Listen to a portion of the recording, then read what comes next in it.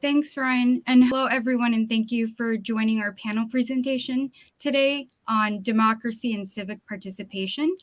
It's my distinct pleasure to introduce three amazing panelists who are working to ensure that more people are able to participate in the democratic process. During this panel, we'll explore how broadband connectivity affects political and civic participation, the ways our panelists are working to bring new voices to the table, and innovative collaborations that can support more effective state and federal policymaking. So Ryan provided a brief introduction for me, and I'm just going to give you context for Libraries Without Borders before I invite our panelists to tell you more about their work. So as Ryan mentioned, I'm the Deputy Director of Libraries, and this is an international nonprofit working to expand access to information around the world. In the US, our work is inextricably linked to advancing digital equity. And one of the ways we do that is by transforming informal spaces like laundromats, storm shelters, and abandoned buildings into places for connectivity and civic engagement. Now, I would like to introduce our first panelist, Brittany Woods-Orrison, a first-generation college graduate who hails from the village of Rampart along the Yukon River in Alaska. She holds the broadband specialist position between the Alaska Public Interest Research Group and Native Movement, which allows her to serve her community by promoting healing, justice, and reciprocity. The next panelist is Commissioner Greg Puckett, a native Southern West Virginian who is known throughout Mercer County for his steadfast dedication to the arts, community development, and prevention efforts. For years, Commissioner Puckett has worked diligently to promote community revitalization and conservation initiatives. And last but not least is Samuel Blackwood, the Director of Public Policy and Volunteer Management at Project Ready, a nonprofit that's working to close opportunity gaps and improve life outcomes by amplifying issues at the intersection of social justice, public health, educational inequities, and civic engagement. His previous work spans grassroots advocacy, public-private partnerships, and voter mobilization. So by way of introduction, I'd love for all of the panelists to tell us a bit more about yourselves and your work. What's the broadband landscape in your respective states? What are some of the biggest challenges and most promising opportunities for bringing about meaningful change? And Greg, I'd love it if you could kick us off. Absolutely, Kat. Thanks so much. I'm honored to be here, part of this panel. There's a lot of things that we can look at in terms of county government and the ways that we are engaging in our communities. And I think there's no better discussion than we're looking at the broadband issues that we see, especially in rural communities. My hometown is Mercer County, West Virginia, a little hometown of Princeton. And I can tell you that during the pandemic, we saw a lot of public health issues, but we saw a lot of mental health issues. And it was really because of that lack of connectivity to the most rural places within my area. And I think, if you're talking about civic engagement, connectivity, basic needs, broadband is a basic need. This is not something that is on the back burner anymore. We've learned more in the last 20 months than we learned in the 20 years prior. And I think when you start seeing kids that are, having to transport themselves to connect with a school bus that runs out just in the little areas that they see, just to connect so they can do their schoolwork. We know we've got issues in our community. So, and the other thing I want to talk about, from an elected official standpoint, I'm involved in two major national organizations. One is the National Association of Counties, who is a really strong advocate for community connectivity across the landscape. And by way of that, I'm also chair of the Rural Action Committee, Rural Action Caucus. And this caucus really focuses on 70% of the United States population. And its basic need is that the highway infrastructure that we see today is not roads and bridges, although those are important. The highway structure that we see is connectivity through broadband. And so you can take all the politics out. We're not red, we're not blue. We're a mix of purple and everything in between when you start talking about needing to connect. And when you talk about people that are on, they're out there doing these grassroots efforts, the way that they can connect with their local officials is by saying, look, these are needs, and how can you help us get the means to an end? For me, it's continual advocacy. It's really looking at the local conditions and really focusing on, how we can bring people to the table through local community coalitions. We know that if we've got all sectors of the community that are engaged in the process, we know we're going to be successful. We determine if we've got some local capacity, we plan strategies, and we implement those to achieve our outcomes. And I think that's what, for the people that are listening on here, that's really all about how you can connect to an issue that's so important to us. And if you're looking to overcome the political discourse, first of all, you got to get on a baseline with your public officials. And you do that by factual data. And we know that broadband is one of those things that is a unifier. It is not something that we have to argue about. We could all agree that it's essential. And so I think from a standpoint of being an elected official, understanding how to work across the community divide, understanding how to put politics aside, understanding how to come together on that common denominator really makes broadband the major issue that we see. So for me, I kind of just close and then we'll open it up, for questions down the line. But, there's no political factor, in my opinion, more greater than the connectivity. And so focus on that, focus on, where you are, get your data. And also I'll throw, if you go to, there's an app that you can download. It is part of the National Association of Counties. It's called Test It. And if you haven't done this today, make sure you please do. Download the app on, any of your app download sites. Use it, because no matter where you are, you can test your connectivity at that location. And so I encourage you to do that way that we always have the most current data on where the problems are in the communities. And just thank you again for the opportunity. I look forward to any questions down the line. Thank you so much, Greg. And it's always good to be reminded about working across the divide. Brittany, I'll pass it over to you. Hello, thank you everyone for listening in. Brittany, I'm from Rampart, Alaska. I grew up in a remote community, no running water, no hospital, no store. The school shut down when I was a child, so my family had to move to the city.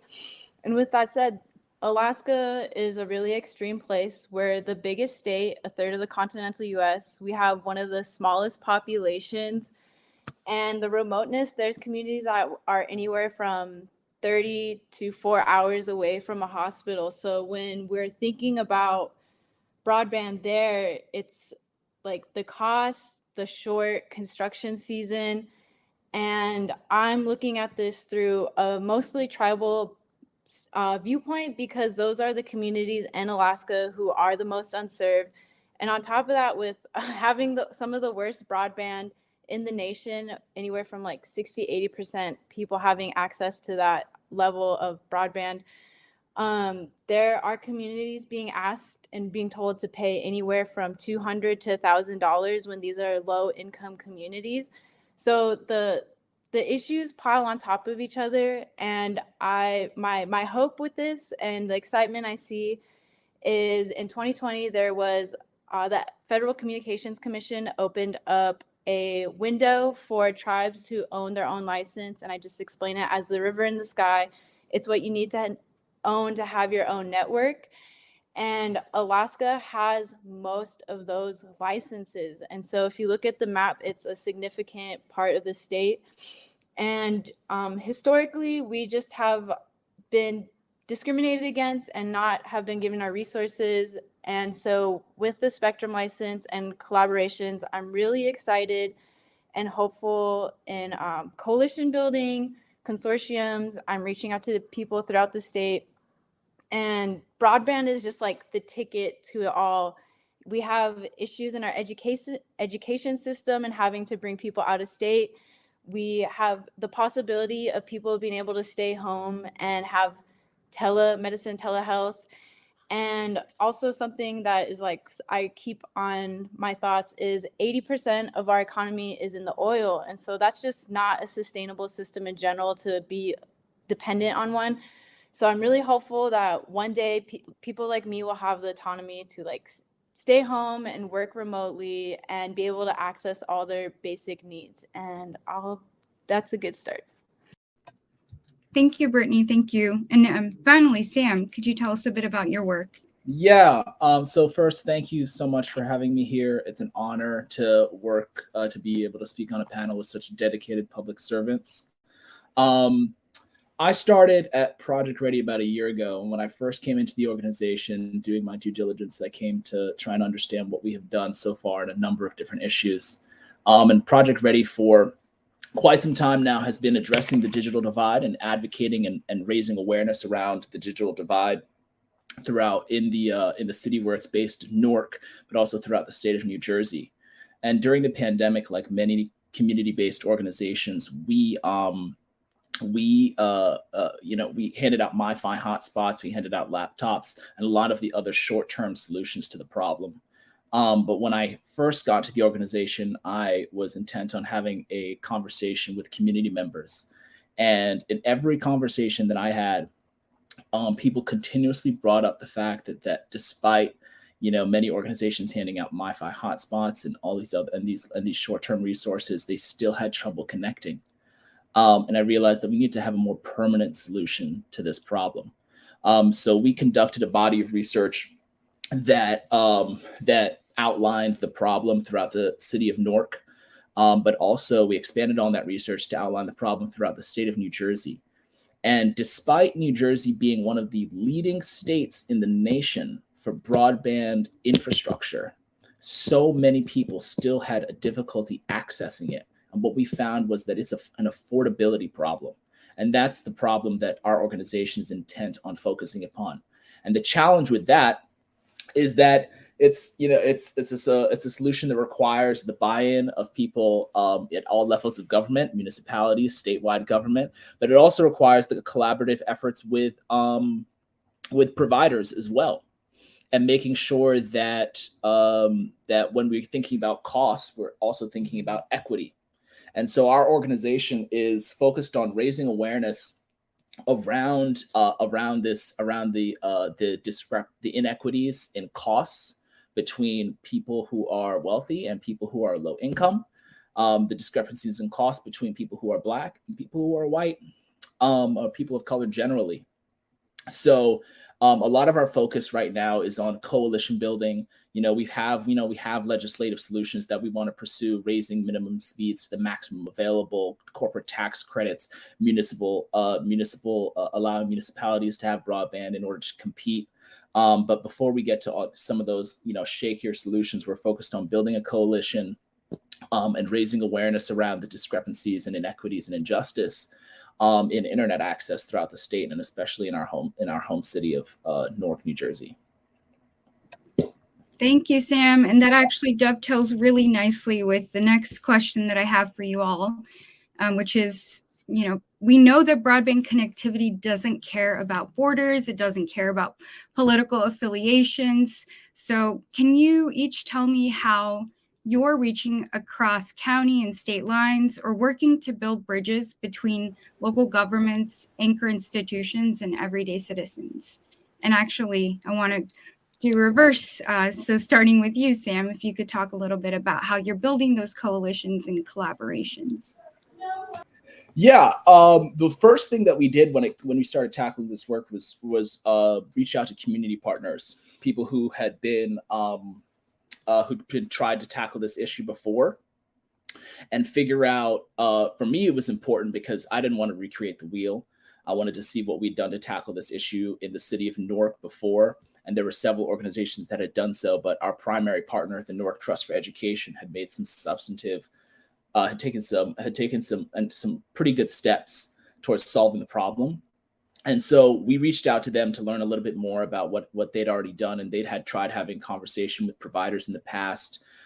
They didn't really go anywhere. And so we thought, we need to better understand the problem, which is why we conducted the research that we did. But also in order to ensure that politicians paid attention to this issue, we needed to make sure that we had the data to back it up. So we not only did we conduct the research that outlined the fact that nowhere in Newark is the average download speed necessary for a household of 4, and in Newark the problem is a household problem. And so we thought, that kind of data coupled with some polling that we've done, which states that 82% of Newark families say that they do not have access to quality internet. We felt that those data points, in addition to others, are critical in helping us build a coalition, not just between other organizations and ourselves, but also between ourselves and the municipalities and municipal leaders, but also statewide leaders as well. So, I've mentioned the mayor of Newark as somebody that we're going after, but we're also working with state senators as well. And we, as a community-based organization, we operate as a voice for our community members. Whereas, our coalition partners, our political coalition partners operate as, as the helpful decision makers and helping us identify how we can, some of the legislative solutions that we can go after, but also be able to utilize their convening power as to bring these providers to the table. So yeah. Thanks, Sam. And passing it over to Greg or Brittany, either of you want to jump in with your take on collaborations? I could start. So I'm also pretty new to this work. I'm only going into my 8th month of doing this, and this is the first time both my organizations actually collaborated before I joined, and they both seen the need because in Alaska, a lot of people wear a lot of hats, they do a lot of things, and so everyone's spread thin. And that's the privilege of my job, is being able to focus. And the only parameters they gave me was educating consumers, creating a network of advocates, and influencing policy through this. And so when I first started, I looked at what was in the state, like what nonprofits, who was working on this. And when that quickly, I didn't find much, I started reaching out at the national level and like reading through entire websites and seeing what other people were doing and reaching out to them, being like, hey, this is what I want to do. I'm in Alaska. These are the issues. And in that, interestingly, when you like zoom out, people would redirect me to other advocates within the state. And I started using different social media platforms to like talk about my work and show how I'm doing it, because also I started attending legislator meetings for the first time and constantly advocating for bringing in the voices of the unserved. And their service is so bad, a lot of these communities barely can open emails, or they have to go sit outside tribal council buildings or schools, which is like even my own experience out in the village, you have to do that. And so it's like really meeting the consumer. And I've talked with a lot of consortiums. And so like my next step in the few weeks is starting to call people and be like, what are you doing?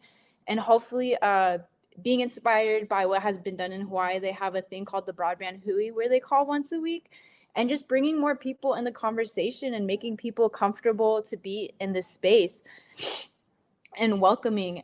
So I'm just kind of like navigating that, and I'm really happy to be in this field because everyone I've connected with is just like community minded, community driven, and it's also the more you work together, the easier the work is and whatnot. Thanks, Brittany. And Greg, I'd really love to hear your take, especially as an elected official. I know you don't like the term politician, but as an advocate, what is your take on this? You stole my line. No, I hate the term politician. I'll be bluntly honest. I just think that's what we're advocates. That's what we are. I mean, and if you take the job somewhat seriously, I know there's a lot of politicians out there that may not, but for those that are advocates, we care about our communities, and I think we really want to see what's best. And if you kind of look at where we are, and Sam and Brittany have they've said it perfectly, how you connect with your community. But I think one of the greatest things is that it's all about relationships. It's all about, how you parlay whatever thing you have locally and then make that a regional. It's the ripple effect, and then state, and then national. But you always go with, a handshake and not a handout. You don't go asking for things. You go asking how you can work together. I think that's the thing that we need to do more of. It's what I said before. It's that common ground. And, we have a great network of regional collaboratives in the state of West Virginia that look at things from a much more regional-based perspective. Right now, we are getting ready to connect into an 11-county broadband loop. And it's because we look at things beyond the borders that we have and say, hey, I've got one group over here working with an advocate group that's, starting to put together all this infrastructure investment. We've got these American Rescue Plan funds that we just got, through the feds that are coming directly to counties. What can we do to help parlay that into the next opportunity? And so I think that's where it's going well. And the other thing too is on a national scale. I mean, we've started to see this coming out of COVID. Our organizations working together, having that trust and faith from the feds to be able to do this work at the county-based level. I think that's another thing that we underestimate is the power of the trust. And in a political time of distrust, I think the way that you build that back is by showing the community that you have unification and not the divisiveness that we've had in the past. Thank you. And I actually want to follow up on that. And what are some of the innovative ways that you're working on building those relationships with community members, with folks, especially if there is this history of distrust? For me, I think it's about making it personal. I think it's about, the absolute best part about being a county official is that, well, the best and the worst is that you see your constituents on a regular basis, right? So you're in the grocery store, you're somewhere out, and they will tell you about, the barking dogs at 1 o'clock in the morning, but they'll also talk to you about, their needs. And they'll always commit from a needs-based assessment as compared to a capacity assessment. The things that we're doing right, we don't tell a good enough story. I think we always hear about the negatives.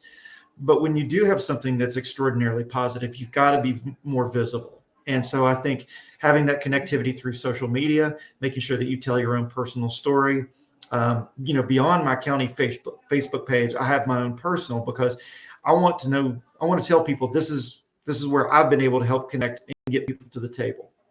I think the same goes with any elected official. You want to be able to say not just about your policy work, but about how you listen to others. And I think that's how you build the trust, is by being able to listen. My mom and dad always told me when I was growing up, you gain a lot more attention by listening intently than saying haphazardly. And so I think that's what we need to do. And if we had more of that, I think we would be better off. But it's about focus and bringing it down and having those intentional conversations. Thank you for that. And Sam, Brittany, I'd love to hear from you about some of the ways your work tries to amplify the voices of community members or bring new voices, particularly those who aren't already online, to the table. Brittany, you want to go? You want me to take it? As the director of public policy, my mandate is to create a public policy agenda for our organization, to head up our issue advocacy campaigns. And while I spend a great deal of time reading and doing research and, studying what's going on in the media and what opportunities there are available, there's not a single issue that I tackle that is not informed by what I have been told is happening in the lives of people in the community. Our organization, it's a membership organization. We have thousands of members, and we have a lot of organizers out in the community. And one thing that one of the things that I wanted to do to make sure that our public policy agenda was informed by people's actual realities was make sure that our organizers were asking the right questions whenever they would go out and do events, or when they would be meeting with community members one-on-one. We have school-based organizers who work in charter schools throughout the city of Newark, and they talk to parents and students every single day. And I've worked with that team to make sure that I have them. I always have them. They do these one-on-one sessions, and I ask them what are some of the ask the parents what are some of the systemic challenges that they have with the education system, or with the election system, or with housing, or economics, and of course on the broadband issue as well. What are similar? It was important for me to also humanize our data and humanize our research, And so I needed to be aware of the real stories of people who have tried to access and have been unable to do so. So everything that we do is informed by the realities of, of people on the ground. Sometimes I think like I'm operating a constituency services department in a way, and low key I'm very intentionally operating it that way. So that I think that for any community organization, many community organizations are headed up by people who are, well educated and informed about what's going on in the community, but we can't lose touch with what's going on in people's lives. And we need to make sure, and the way that we keep that contact with the community, and the way that we ensure that the community has trust in us, is if we are actually tackling the issues that they are dealing with day to day. Thanks, Sam. And Brittany, what are some of the ways that you try to bring in community voices through your work and ensure that those different perspectives are represented? I really see myself as a storyteller with that, because I'm doing my due diligence by really understanding kind of like what options do we have in Alaska and who can we trust and work with, and asking people to tell me their experience and make them feel comfortable, and like understanding that, this is becoming a human rights issue. It is unjust to not be connected and have access to resources in this way. And so I'm gathering these stories and I'm connecting people, and also like telling our story, because a lot people really don't know what it's like in Alaska and the struggle, and so one of the communities that I have been connected with is Akiak in Alaska, and they're one of the first communities in the world to use the LEO satellites. And the Alaskan kindness has a really high level. Just, it's a really tough state to live in, and we really have to depend on each other. And they're barely setting up this system, and they're working out the issues and making sure it's continuous connectivity. And already they're talking about, I want to connect this people. I want to connect the villages all around us, like sign up for a consortium. And so I see myself as the one that's finding out who's in the state and kind of being the glue to these people, and be like, hey, do you know that these people are working on this, and have you talked to them? And again, like I'm preparing to do a lot of calls and listen out to people and get the list ready, and also be like, when I call them, hey, do you know this event is happening in the state? Hey, do you know this federal grant is about to have its due date pass? And so it's like holding on to a lot of information and trying to get us to work together in one direction. Thank you for that. And I'm curious to hear from each of you. What are some of the more promising opportunities that you see in terms of how broadband access can really expand and increase civic participation?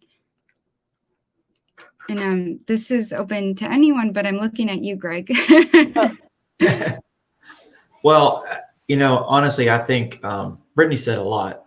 It's about storytelling, and it is a human right at this point. I mean, we've always said for a long time, basic needs, food, clothing, shelter. That's what we do to provide to our communities. But we need to expand out and say food, clothing, shelter, connectivity. And I will always fight for rural communities, because I think rural is very underserved in many ways. Is that we really have to say, what are we doing to make sure that if you choose to live rural, and most people do, 70% of the United States population lives rural, then how can we make them a part of the greater world, right? How can we make them better educated? How can we make them to where they have basic services? As we've seen out of the pandemic, we've seen a lot, with telehealth services. Well, we can't have that. We can't have good telehealth services if we don't have broad-based connectivity. We can't have doctor visits. I mean, there's things that are just, if you're talking about the fiscal means, we've seen this now through everything that we've seen tightening up right now, the increased cost of inflation, the increased cost of prices. So people are making choices. Are they going to make health related choices? Or are they going to make, basic needs type choices? Are these going to be optional, or are they going to be basic? So we've got to make these choices to where something no different than water is a basic need and a necessity for our communities. And, you know, for me, I think from a rural perspective, it's the ability to work across the divide that maybe a geographic boundary may separate somebody from having one thing as opposed to not having it. I mean, we're in competition with our neighboring states. I am literally within 50 miles of 4 different states where I'm located, but the opportunities in one as compared to another are night and day. How can we make sure that everybody is going to be universal in those aspects? So, you know, again, I think that connectivity across borders, across regions, across political divide, I think we need to start working on and build that trust back. Mhm. Thank you. We do have time for one more question, but a very brief amount of time, and I want to finish off on one of my favorite questions to ask, which is, what is your personal why? You know, why do you keep doing this work? What drives you to get out of bed in the morning, and even amidst all of the challenges? You know, why do you do this? I'll throw it to you, Sam. Oh, Brittany, you can go. Go ahead. Yeah. Hello, Brittany. So, you know, I grew up in like such a remote place and the first one to leave the state and to further my education to the level I did. And it takes a village to raise a baby. And, you know, the confidence I have, the hopefulness, like the community grounding is from my state of Alaska and the people that always encouraged me. And it's just like with all these opportunities, I'm seeing the ability to get the people with the least amount of resources, the least amount of self-determination, and to just like rise them to the top. And, you know, we are only as strong as our weakest link. And so I just like have this amazing vision for what's going to happen in Alaska. And again, with the Akiak example, there's people in that community that are always like, once I'm able to go on the internet, I want to do this for my community. I want to start my own business. And so it's just giving the people the ability to be their best selves. And, you know, that was what was given to me. And so I want to bring that all back home to my state. Thank you. I would say that there's so many reasons why I do this work. I think that you know, I wasn't born in the United States. I was born in Jamaica, a developing country. And my life could have taken a very different turn until I was adopted and brought to the United States and given a great education and so many great opportunities. And I recognize that the difference between where I am and where somebody else who's in a less fortunate position than I am is a matter of resources allocated and intention and light directed at people who are less fortunate than myself. I too also have I do have a vision for a different kind of country, a different kind of state, of course, for New Jersey, and a different kind of country, one that is more equitable and more just and more fair generally. I think that a lot of when we talk about progress, whether it's in policy or technology or whatever, it can get mired down in politics and a lot of distraction. And the conversation for me is always, when I look at these issues, the conversation, the question I ask myself all the time is whether or not this is right or wrong. And right for me is pushing us towards a more just and more equitable society. And so when I learned about how pervasive and how obstructive the broadband issue was to people advancing themselves, I looked ahead and I was like, if we don't solve this problem now, we risk cutting people out of the next, the next century of our economic growth.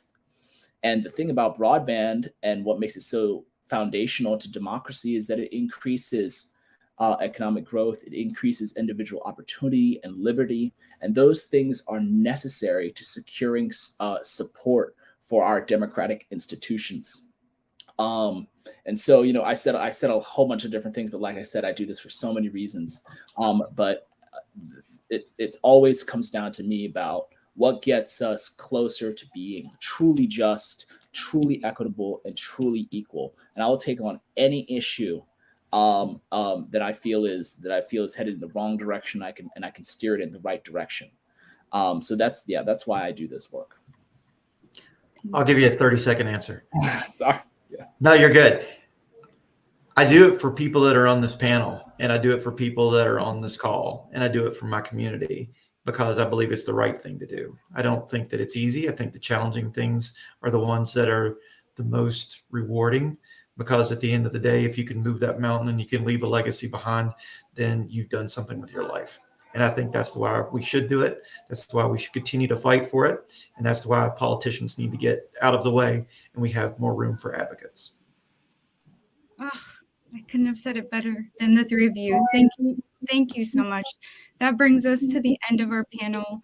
A big thank you to the audience for your time and our panelists, and of course, NCC for facilitating this important discussion. Thank you all very much. Kat, I just want to interject and say that I can't be more excited about how this panel turned